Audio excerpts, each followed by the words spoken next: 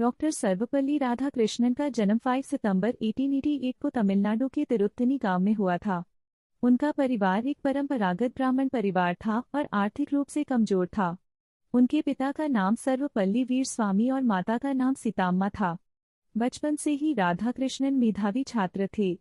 उन्होंने अपनी प्रारंभिक शिक्षा तिरुत्तनी और तिरुपति में प्राप्त की और बाद में वेल्लोर के वुरहेस कॉलेज से शिक्षा पूरी की। इसके बाद उन्होंने मद्रास क्रिश्चियन कॉलेज से दर्शन शास्त्र में स्नातक और परास्नातक की उपाधि प्राप्त की। डॉक्टर राधाकृष्णन को दर्शन शास्त्र के प्रति विशेष रुचि थी। उन्होंने भारतीय दर्शन को पश्चिमी दुनिया में पहचान दिलाने में महत्वपूर्ण भूमिका निभाई। 1918 में वे मैसूर विश्वविद्यालय में दर्शन शास्त्र के प्रोफेसर बने। इसके बाद 1921 में वे कलकत्ता विश्वविद्यालय में दर्शन शास्त्र विभाग के अध्यक्ष बने।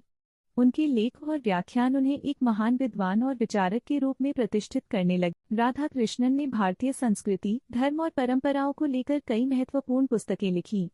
उनकी पुस्तकें जैसे इंडियन फिलॉसफी और हिंदू व्यू ऑफ लाइफ उन्हें विश्वभर में प्रसिद्धि दिलाने वाली कृतियां हैं।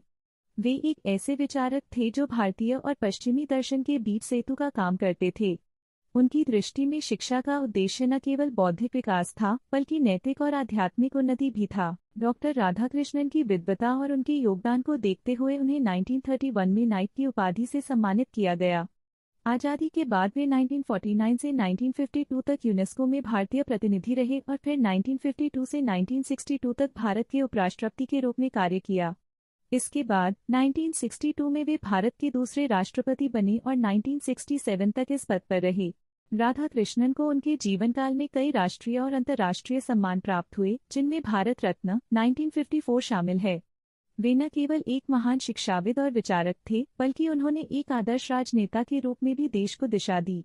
17 अप्रैल 1975 को उन्होंने दुनिया को अलविदा कह दिया, लेकिन उनके विचार और शिक्षाएं सदैव